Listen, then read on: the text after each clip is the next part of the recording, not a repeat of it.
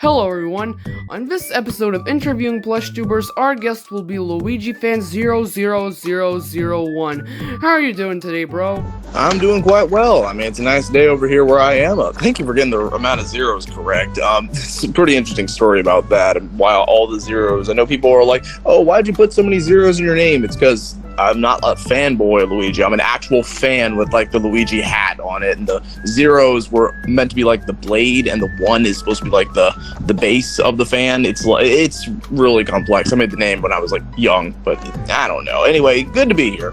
Yeah, actually, funny how my first question was actually, why did you choose the name LuigiFan00001? And also, is that the only name you've had throughout the years, or was there another one prior to it? Well, actually, funny you bring that up. See, originally I was known as ToadFan001 originally. That was the original name, but then I said, you know what, screw it. So I gave that, first off, I got locked out of that account. Second off, I did get back into that account. I gave it to a buddy of mine. But then I said, you know what, in 2010, I'm going to remake my channel. I'm going to give it to my one friend, and because I was with a few buddies at the time, and I was joking around with them. I didn't think my channel was going to blow up like this. So I'm like, let's just make it LuigiFan00001, because forget Toad, let's go with Luigi instead. And so did that, but then I'm like, you know what, let's make it a little different. Let's make it like Luigi fan, like an actual fan, instead of just, like a fanboy of a character like Toad or Luigi. But I did go by another name though for a little while, that being Water Luigi. I went with Water Luigi for a little while just to see if I can change things up, and then I noticed views were dropping and stuff, and being recognized, information was just down. So I'm like, you know what, to heck with that. I'm just gonna change back to Luigi Fan, see what happens, and it worked. That's a pretty interesting story, and it's kind of funny coincidence how it just brought it up when I was just talking about it. But yeah, I'm gonna call you Luigi Fan just for simplicity's sake, because I don't. Sure, man. Sure, yeah, that's fine. Yeah, it's a lot of zeros. I must say that. Better for brand recognition, Yeah. Yeah, exactly. My second question was to you, do you have a video or videos maybe that you've had the most fun making? And if so, what is that video or videos? Oh shoot, that's actually pretty tough. Some videos I'm not too big a fan of with making, but I have a lot of fun making a ton of them. Like the SpongeBob video I made with SpongeBob going in the pool, that one was a lot of fun, just in general to film, but also fun just, for exercise. Swimming's really good, it's healthy, it's, really nice to just chill in the pool on a nice hot day, and it was really fun to make that one. All the underwater videos have some kind of charm to them. Of course, my hot tub's broken right now, so I can't really make any of those. Lego Bowser was pretty fun to make. It's as a more recent video. I watched that one. Oh, good. Yeah, I really liked it. Mission accomplished then. Glad you did. Let me think. Unbearable's always a classic I gotta turn to. Some of the Plants vs. Zombies plush episodes. Some I'm not a big fan of, but other ones I'm, genuinely pretty good with. I know Pea Shooter Paco's fun to make, and that's really, in general, I love making, but the editing is always obnoxious. Mainly on the older videos, but now I'm doing a little better. Like, again, Pea Shooter Paco 13 was also a lot of fun, getting to bark around all the employees, and episode 15 was fun because I get to film it in Disneyland. And for a more recent video, I'd say also the Mario Universal video was also really fun to make because it was different, hadn't been done before. You got to feature bosses in the video, and you got to see just Mario, Luigi, Peach, and Toad going to Universal and defeating, Bowser's troops. It was a heck of a lot of fun. Yeah, that's pretty nice. I enjoy filming outside as well. Speaking of filming, how do you come up with the plots for your videos? And do you plan them out, or do you just do some improvising while filming? Some of the more detailed videos, like obviously like the last one, or just... That's the million-dollar question, actually. So when it comes to plots, they sometimes just spawn into my head. Like, I get ideas, or I'm chatting with my buddies, and then we'll think of like funny ideas and stuff. That's what's leading to the video I'm uploading today, called Operation Wily, because literally I'm like, hey, you know what? I'll make a video about the Robot Masters from Mega Man 2. Why not? That'd be fun. So I thought, hey, I'll just do something like that because I really love Mega Man 2. Or in other cases, it'll be, not based off what's trending, except maybe once in a blue moon, like Among Us or, Squid Game or something like that. Or maybe in the past I did, but nowadays I try and be more original, try to do things more, original wise, except for like Stuff Fluff, which is, that's like the bread and butter. It's like the Survivor total drama parody thing. But otherwise, ideas just pop into my head at random, and I'm just like, okay, well, we'll work with this, see what I can do. And to answer your second question, most of my stuff is storyboarded, where I'm actually, I basically write have little pictures for the stuff, and then I have information beneath below, or I'll, write a general synopsis and have notes written down for myself. Or, I don't really do scripting. I mainly just do storyboarding. That's interesting. Yeah, I like that. I like that whole concept and everything. Another question I've had for you is, a lot of plush tubers, choose to do one form of plush videos, like Mario plush videos, or Sonic plush videos, or SpongeBob, or I don't know. But you chose to do plush videos with a variety of characters from different franchises. Why is that? Okay, that's kind of like my double-edged sword, to be honest, because I know some folks use only Mario or only, or only Sonic, and it gets them, more views that way because they know people know what to expect. With me, I did a bunch of stuff like Angry Birds, Plants vs. Zombies, Mario, Sonic, SpongeBob, Pac-Man, Pokemon, and the likes, because I want to be different. I want to actually, have different shows on file. That it has bitten me in the butt because, sometimes you don't know what to expect. Like Pokemon All-Starters takes a long, long time to make, or Pac-Man might take a while, or Plants vs. Zombies might take a while. But at the end of the day, you're always getting content. I want to make sure the audience actually gets something out there. That's why it's just variety. That's the main thing. Like a few Gmod channels, actually, like Crispy Toast, he's kind of in the same ballpark as me, where he likes doing, different stuff with different characters. One day he'll make a Pac-Man video, next day he'll make a Five Nights at Freddy's video. He'll just, bring out something different to the table every time. And yeah, sometimes I'll try and focus solely on a certain thing. Like sometimes I'll focus solidly on Mario, or Stuff Fluffed, or Robot Pea Shooter, or something like that. But at the end of the day, it's all about variety, and I just want to make sure the audience has something that they can view, Yeah, I get that. Variety can be fun, but yeah, again, it's like some people work out with variety, some people just can't do it, some people do it better, but yeah, I get that. Also, you upload fairly often, like once every week or a couple of weeks or whatever. What do you enjoy most about creating content, and what keeps you motivated to continue doing it after 12 years? Oh, it's been kind of difficult in recent years, actually, to stay motivated. I know the reception that I do get is always nice to see whenever I see someone to say, hey, I like that. It's just, it warms you up. Or I get messages that say, like, hey, I have a little brother who's, deaf and he can't speak, but he loves your content. He loves watching your content. Keep up the great work. Or excuse me, I'm getting a little choked up here. Or it's the people who say, hey, your videos taught me English. Like I got this one dude from Mexico, I believe, and he makes videos now. He's actually verified. He's got quite a few subs under his belt, but he said, hey, your videos inspired me to learn English, and hey, keep up the great work. You inspired me to make content. I'm like, wow, holy crap, that's amazing. I can't believe I actually inspired other folks to go down the same ballpark as me. It's great, and that's what kind of keeps me going.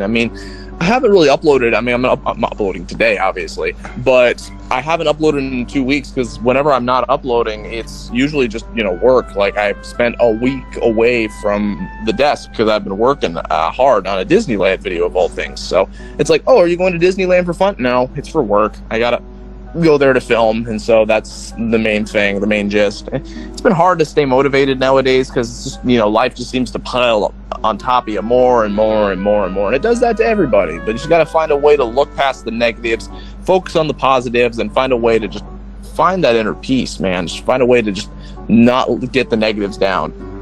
Yeah, I get that. Content creation is a very difficult road sometimes. It can be a long road.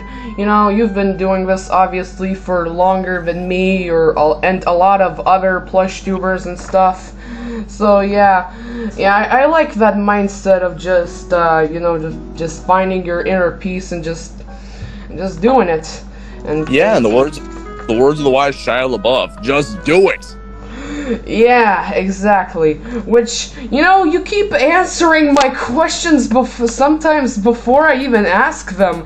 Which my other question was, how do you balance or have balanced creating content with other commitments in your life, such as like work or studies or personal hobbies or whatever?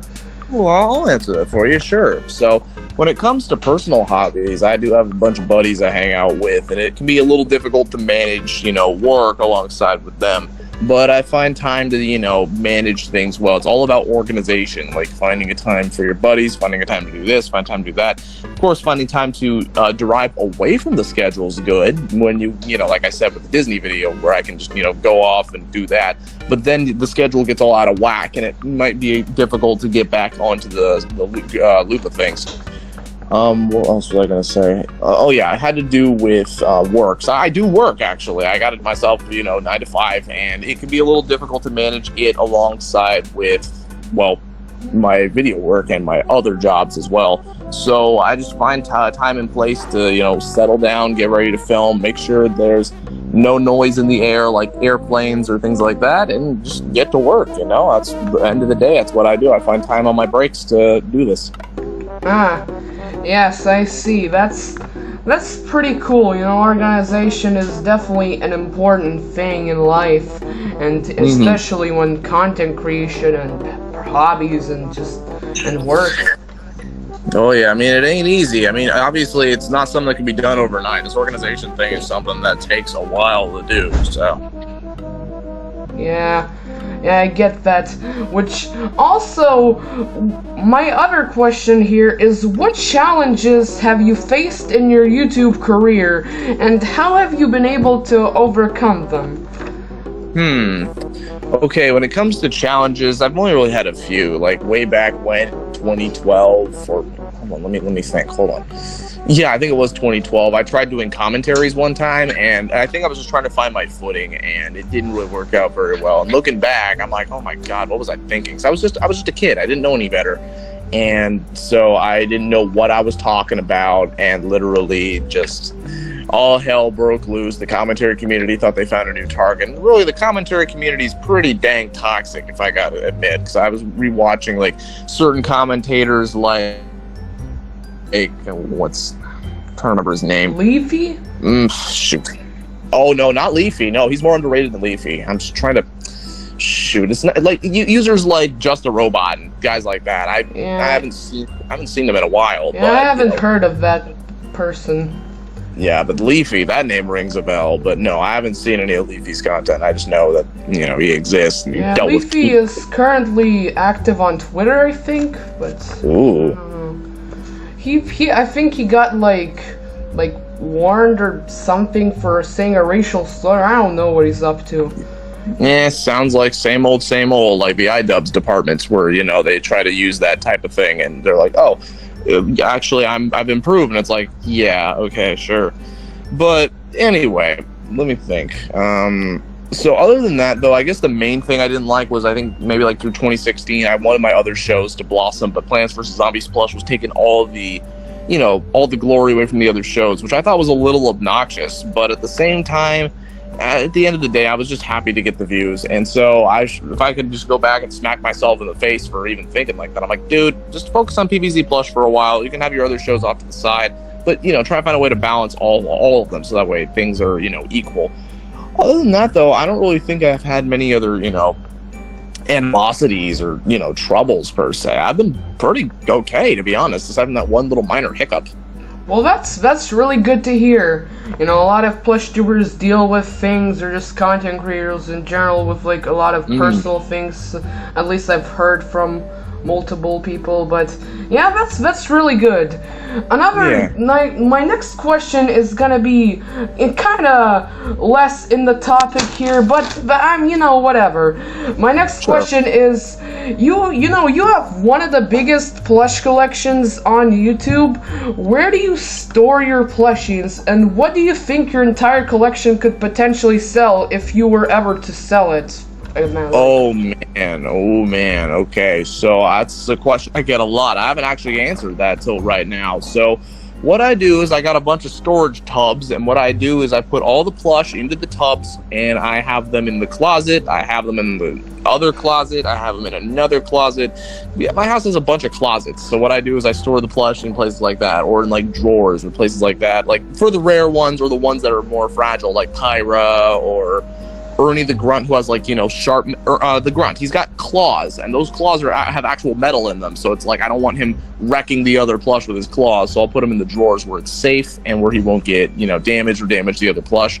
But it's either that or some of them are in the house. Like I have a plush of Witch Doctor from BattleBots, and she just sits on my chair as I work.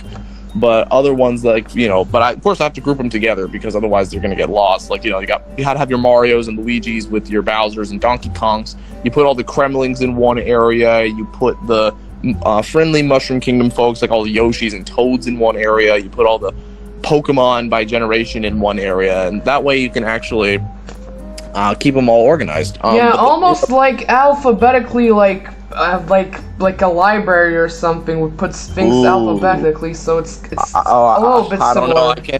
I couldn't do them alphabetically. If I did that, and I'd probably lose them again. Well, like, I don't know. Like, not alphabetically, but, like storing books by, I don't know, but yeah, you... Oh, don't worry. Yeah, organize them by, franchise. That's what I do.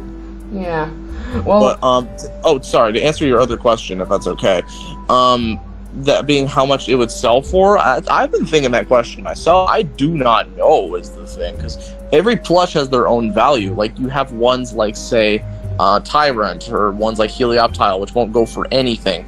Then you have, or like, I don't know, like Krakachu, who won't go for anything. Meanwhile, you have ones like King Bob-omb, or you have some of the customs, which, with the customs, you can make your own price, which is the wild part. Like, some people put them for very cheap, others put them for expensive prices. So it all just depends. Like, I have a lot of rare guys in my ballpark, and some of them I won't sell. Like, I'm not going to sell Luigi, I'm not going to sell Big Bones, I'm not going to sell Heracross, but a lot of them I would, if the shit hit the fan, as it were. Yeah, I get that. How many plushies do you even have there? Like, I would assume, like, in the hundreds, maybe even thousands? How many do you have? Like, I mean, I've definitely... You have a lot of collections, so, like, do you even know how many plushes, like, around how many you would have? As a matter of fact, I do. I've taken a picture of every single plush I have, just in case I, pass away one day and I have to leave my collection into the hands of someone else. I have pictures of every plush and their value, so that way they know what to sell. And currently, the list is at 2,370, but I'm sure there's more, like maybe a few more that I've bought in recent times. Like, I don't know. Let me see, like maybe like Mr. Ping from Kung Fu Panda is one of the more recent ones I bought, but he isn't here yet. But currently, according to the list, there's 2,370 plush. Jesus, that is a lot of plushies. That's like almost 2,400 plushies. That's like, that is a lot. Some people don't even have that much money in their bank accounts, so like that's for plushies. And the plush, obviously some cost more, some cost less, but like, damn. Yeah, there's a lot of them. I mean, the other thing is, it's not just, it's, which I'm not, let's be clear, I'm not, but it also has to do with how long I've been collecting them. I've been collecting them since the age of, like, 9, 8, 10, around there, back when I was inspired by the guy LuigiMario001 Come to find out, that's one of the cute Mario brothers of all folks, and literally I'm like, hey, I can do that too. And so I started making my own videos before I even got on YouTube, and heaven forbid if those videos ever leaked. It's impossible because they're on old, DVDs that were used for a camcorder, so it would be impossible to, get that footage. But yeah, that's how I literally started, and by the time I was like 10, I already had a whole ass collection. Back in our day, we didn't even have a plush of Daisy or Waluigi, so literally, people have it easy nowadays with finding plush. Maybe not like the right Mario or Luigi that I use, or the Sonic that, say, Super Sonic Blake has, but still. Yeah, like those... Like, it's hard to imagine that there was a time when there weren't any high-quality, like, Peach plush, like there was, like, the MP5 one, but not many other options, or just not a lot of options for plushies, that now you have a ton of options on many different websites. That's kind of crazy to think about. I agree. Like, I'm kind of happy to see how far it's come. So in our day, we had just the main 8. We had Mario, Luigi, Peach, Yoshi, Toad, DK, Wario, and Bowser, and that's really all we had. Maybe if you were lucky, you'd get a Koopa Troopa in the on all fours, or you'd get a random Goomba or Petey Piranha. But that's about it. Yeah, I mean, I remember. Obviously, this was way more recent, but I remember when there wasn't a Metal. Or I remember there was 2 Metal Marios, but now there's 3 Metal Marios and just. Now oh, you're right. Yeah, that's right. There's the World of Nintendo one, there's the All-Star one, and there's the old-fashioned N64 one. Yeah. I got the most modern one. Basically, I saw it's getting released, I just instantly bought it. And also, there's now an official Dry Bowser plush, and just a lot of other plushies, but... That's right. Yeah. I mean, I finally got the real Dry Bowser. I'm gonna make a video about him at sometime soon, because I had a video planned with both Bowsers, and they gotta save the Koopa Kids, because it's like, hey, it's been done before with Mario and Luigi saving the princess, but what if it was vice versa? Yeah, that's actually a pretty good idea, just in general. That's not really something I would have ever thought of. You know, I thought my 70 plushies collection is kind of big, but like, when you compare it to your collection that has 2,300 more than me, it just happens. Like, 5 years of collecting compared to like over, I don't know, 10, 12, like 12 years plus? Yeah, that's, definitely a lot of plushies, a lot of memories, a lot of stuff. A lot of progress. For sure, and if I fall anything, I can always look back at my previous success and be like, hey, you know what, I did that. I'm happy with what I've done, how far I've come, that I've inspired other channels, and it's good. It's really good. Yeah, that's nice. My 9th question would be, what have been your most memorable moments or experiences you've had as a YouTuber so far? That's a good question. I think like every year or so, something always happens. Like way back when I was rivals with not rivals, but friendly rivals with Nintendo Kid 27 and frenemies. Maybe. No, not even. We weren't even enemies. No, we were friendly rivals. We were friends, but we were always trying to one up each other.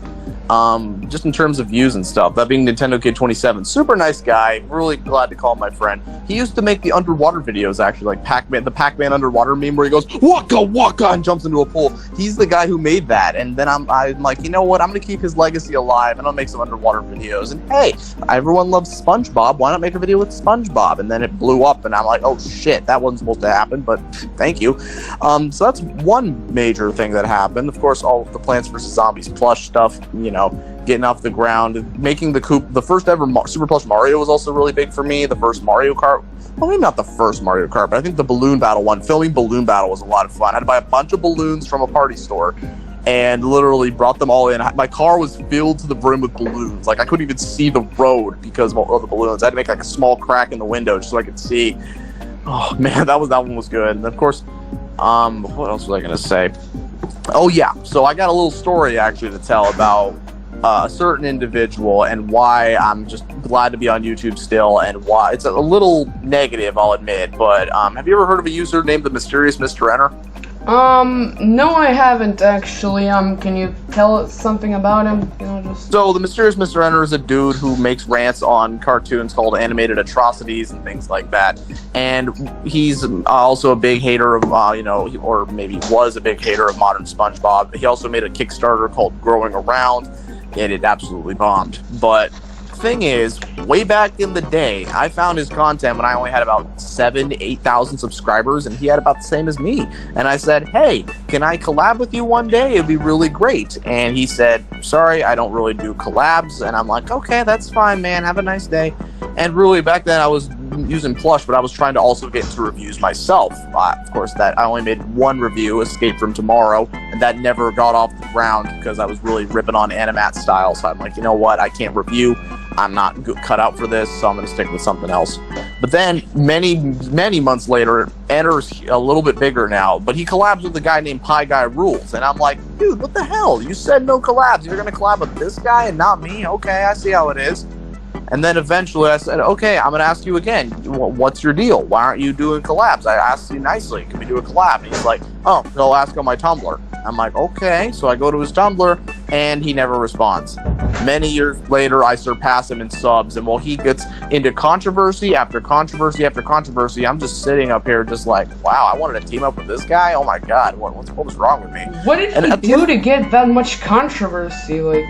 So he sent things to, he would curse out the writers of modern SpongeBob Links to Service. He also said that Turning Red needed to include a reference to an American tragedy, which I'm not going to say, because I don't want to demonetize your video. All right. Well, I mean, I don't get monetized, but yeah, thank you for doing that. Yeah, the one in 2001. We know what you're talking about.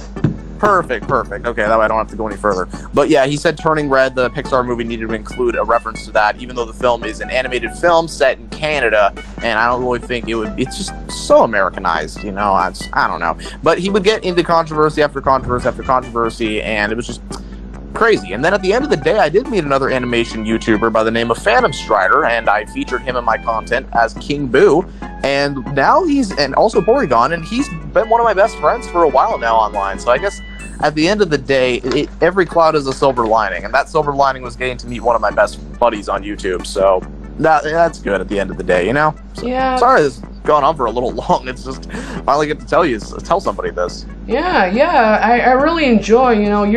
You're a nice. Your stories are just interesting to listen to. You're good at speaking, I guess, if you would call it that. Thank you. It's just all the story stuff. If I ever do stop with Plush, I'm going to stick with voice acting in my stories, because I feel like that's always been something I want to pursue, is the voice stuff. But when it comes to Plush, I'll stick around for a few more years, Sure. That's nice. Well, my 10th and final question for this interview would be, what would you say to any aspiring content creators that want to be as popular as you? First off, don't. I'm just kidding. But anyway, so what I would recommend you do is to be original. That's the number one thing I recommend, because like with my Mario stuff, sure, I did okay, but I thought to myself one day walking in the backyard, I said, you know what? I'm going to do something different. I'm going to do something that's never been seen on the site before. I'm going to do stuff with Plants vs. Zombies, and the rest is history. I mean, look at other channels like Slipe, I'm not sure if I'm pronouncing his name, or Gabe's Plush Production, or someone like that. Well, some of these other guys, they do stuff with Five Nights at Freddy's plushies because they were in that same ballpark as me. They're like, hey, this has never been done before. I'm going to give it a try. And so they did, and lo and behold, boom, it got them a buttload of content, got them some views, and they went from there. I'm sure there's other people out there who've done things with Friday Night Funkin' or Amogus or Undertale or things like that. Sadly, Shovel Knight wasn't one of them, nor was a Hat in Time. But at the end of the day, what I'm trying to say is originality is your friend. So many people have seen the same song and dance over and over and over again with like Sonic's iPhone or things like that. But I mean, if you know how to do it right, I mean, I'm not saying don't use Sonic. I'm saying if you know how to use Sonic, what you should do is find things to be original. Like look at Sonic Whacker, look at Blake, look at Mr. Gojira 95. They were all able, or look at Sonic Song 182. And I'm sure there's other channels out there that I'm just, because there's so many of them that I just can't name, but they've all done things that have broken through the mold. Like myself, I've been able to break through the mold as well. I'm making Plants vs. Zombies plush content, and then eventually just doing other stuff with characters like Pac-Man and things like that. It's just finding ways to be original, and then of course not getting burnout is another big thing too, because trust me, it's not fun. But yeah, at the end of the day, if you want to go for it, go ahead, but just try not to see it as a job first. See it as like a hobby, just something to have a little bit of fun with. You'll have way more fun making content, trust me, I've been there before. But yeah, hoping I can, hoping this explanation was all right, Yeah, that's good advice. Yeah, I would say that too to everyone watching this video. Yeah, if you wanna, I guess, be successful, try the Luigi fan method or something. I don't know. Either way, it was fun having you here, LuigiFan00001. Anything you gotta say before we end this video? What can I say except thanks for having me. This has been great, shoot. Alright, that was LuigiFan, everyone.